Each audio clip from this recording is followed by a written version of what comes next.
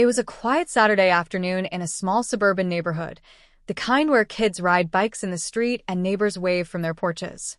But for Aisha and Marcus Thompson, that calm shattered in an instant when a routine traffic stop spiraled into a nightmare. Aisha, a 34-year-old nurse, and Marcus, a 36-year-old high school teacher, were driving home from a family barbecue when blue lights flashed in their rearview mirror.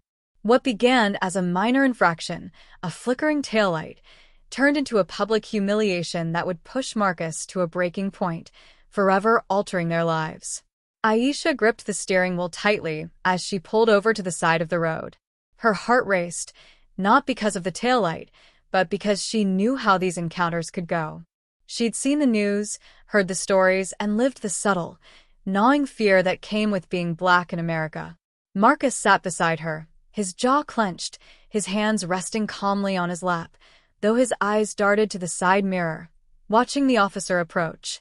They exchanged a glance, a silent agreement to stay composed, to follow the unspoken rules. Keep your hands visible, speak politely, don't argue. The officer, a man in his late 40s with a stern face and a badge that read, Officer Daniel Carter, tapped on Aisha's window. She lowered it, her voice steady as she greeted him. Good afternoon, officer. Is there a problem?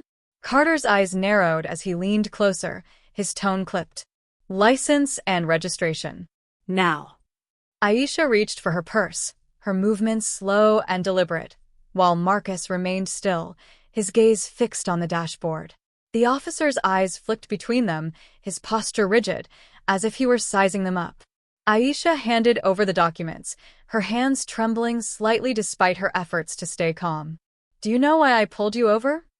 Carter asked, his voice carrying an edge that made Aisha's stomach tighten. She nodded, explaining the taillight, but before she could finish, Carter cut her off. Step out of the vehicle, he ordered, his tone sharp, almost accusatory. Aisha hesitated, confused. Sir, I don't understand. What did I do? Carter's face hardened. I said, get out.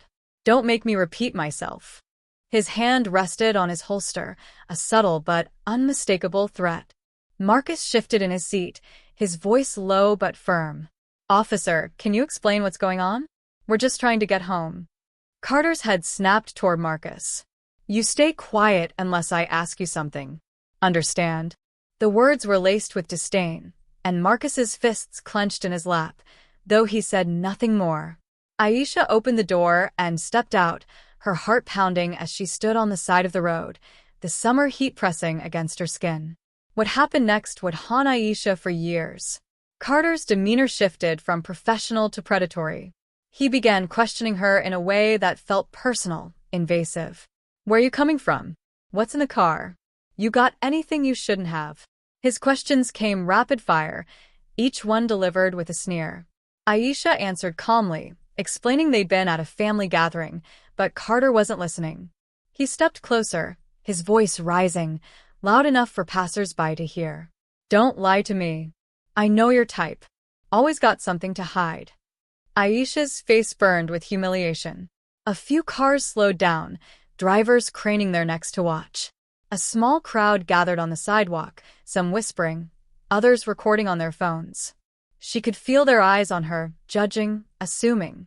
Marcus watched from the car, his breathing shallow, his anger simmering as Carter's voice grew louder, more aggressive. You think you can just talk back to me?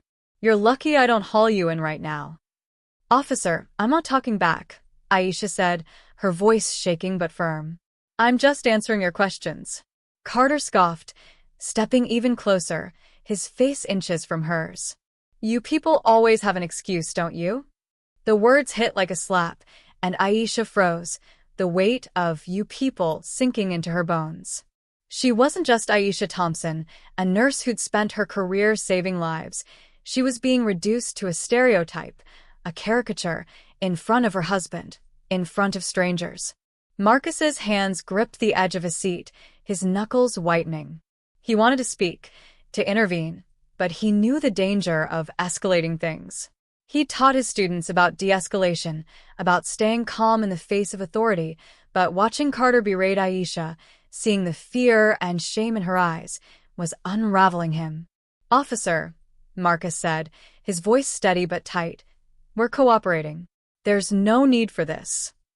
Carter spun toward the car, his eyes blazing. "I told you to stay quiet. You want to join her out here? Keep talking." He turned back to Aisha, his voice now a shout. "Turn around. Hands behind your back." Aisha's eyes widened. "For what? I haven't done anything." Carter grabbed her arm, yanking her toward the patrol car. "Resisting an officer, that's what. You want to play games? Let's go." He pushed her against the car, her cheek pressed against the hot metal as he reached for his cuffs. The crowd murmured, phones still recording, but no one stepped forward. Aisha's heart raced, her mind reeling. She wasn't resisting. She'd done everything he asked, but Carter's anger seemed personal, as if her mere existence was an affront to him. Marcus couldn't stay silent anymore. "Get your hands off her," he shouted, stepping out of the car. His voice trembled with rage, but he kept his hands raised, palms open, trying to show he wasn't a threat. "She didn't do anything wrong. You can't treat her like this." Carter's head whipped around, his hand now on his gun. "Get back in the car, now, or you're going down too." But Marcus didn't move. He couldn't. The sight of Aisha, his wife, the woman he'd vowed to protect, being manhandled by this officer, was too much. Years of frustration, of swallowed pride, of navigating a world that too often saw them as less than, boiled over. What happened next was a blur. Marcus took a step forward, his voice rising. "Let her go." Carter released Aisha, turning his full attention to Marcus. He drew his gun, pointing it at Marcus's chest. "On the ground now," he barked. Aisha screamed, "Marcus, don't," but it was too late. Marcus's anger exploded. He lunged at Carter, not to attack, but to push him away from Aisha. The officer stumbled, his gun still raised, and in that split second, Marcus's fist connected with Carter's jaw. The crowd gasped. Carter hit the ground, his gun skidding across the pavement. Marcus froze, realizing what he'd done. Aisha's screams echoed in his ears as Carter scrambled to his feet, blood trickling from his lip. "You're done," Carter snarled, tackling Marcus to the ground. The officer's knee pressed into Marcus's back as he cuffed him, his movements rough and deliberate. Aisha sobbed, begging Carter to stop, but he ignored her, radioing for backup. Within minutes, 2 more patrol cars arrived, their sirens piercing the air. Officers swarmed Marcus, pinning him to the ground as Aisha stood helplessly, her hands still trembling from the cuffs that had briefly bound her. The crowd grew larger, some shouting in support of Marcus, others condemning him. Phones captured every moment, the videos destined to spread across social media, each clip telling a different story depending on who posted it. Marcus was hauled to his feet, his face bruised, his eyes locked on Aisha. "I'm sorry," he mouthed, but she couldn't respond, her throat tight with fear and grief. Carter, now back on his feet, wiped the blood from his face and smirked at Aisha. "You're lucky I don't arrest you too," he said, before turning to the other officers. "Take him in." Assault on an officer. As Marcus was shoved into the back of a patrol car, Aisha stood frozen, the weight of the moment crushing her. She'd been humiliated, dehumanized, and now her husband was being taken away for trying to protect her. The crowd began to disperse, some offering words of sympathy, others shaking their heads in disapproval. Aisha didn't hear them. All she could see was Marcus's face, the pain in his eyes as the car drove away. The next few hours were a haze. Aisha drove home alone, her hands shaking on the wheel. She called their lawyer, a friend from college who specialized in civil rights cases, and explained everything. The lawyer, Jamal Carter, no relation to the officer, promised to meet Marcus at the station. "Don't talk to anyone until I get there," Jamal instructed. "And Aisha, stay strong. We're going to fight this." At the police station, Marcus sat in a holding cell, his mind racing. He replayed the moment he'd struck Carter, the anger that had surged through him, the instinct to protect Aisha overwhelming every rational thought. He knew he'd made a mistake, but he couldn't regret it. Not entirely.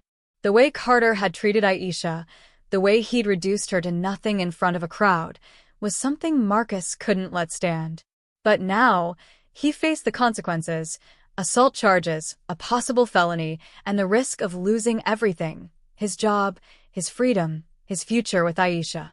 Jamal arrived an hour later, his face grim but determined. "They're pushing for assault on an officer, but we've got a case," he told Marcus through the bars. "The videos from the crowd are already circulating online. People saw what happened. Carter was out of line, and we can prove it." Marcus nodded, but his heart was heavy. He knew the system didn't always care about proof, not when it came to people like him. Back at home, Aisha couldn't sleep. She sat on the couch, her phone buzzing with notifications from friends and family who'd seen the videos. Some offered support, others asked questions she didn't have the energy to answer.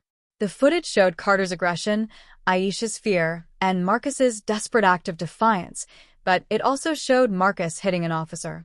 She knew how that would look to a jury, how it would be spun by the police union, how the media would twist it into a narrative of a violent black man attacking authority.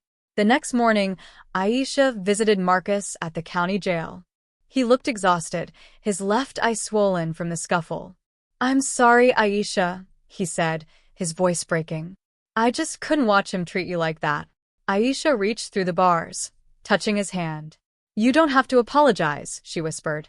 "But we're going to get through this together."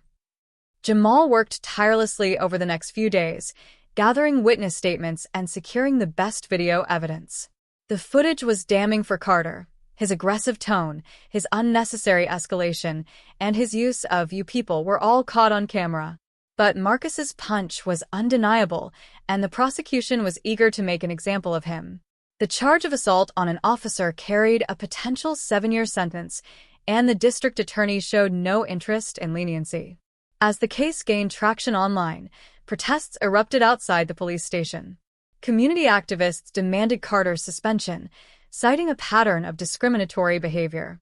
A local news outlet uncovered 2 prior complaints against Carter for excessive force, both involving black drivers, though neither had resulted in disciplinary action. The pressure was mounting, but so was the backlash. Some called Marcus a hero for standing up to an abusive cop. Others labeled him a thug who'd attacked law enforcement. Aisha and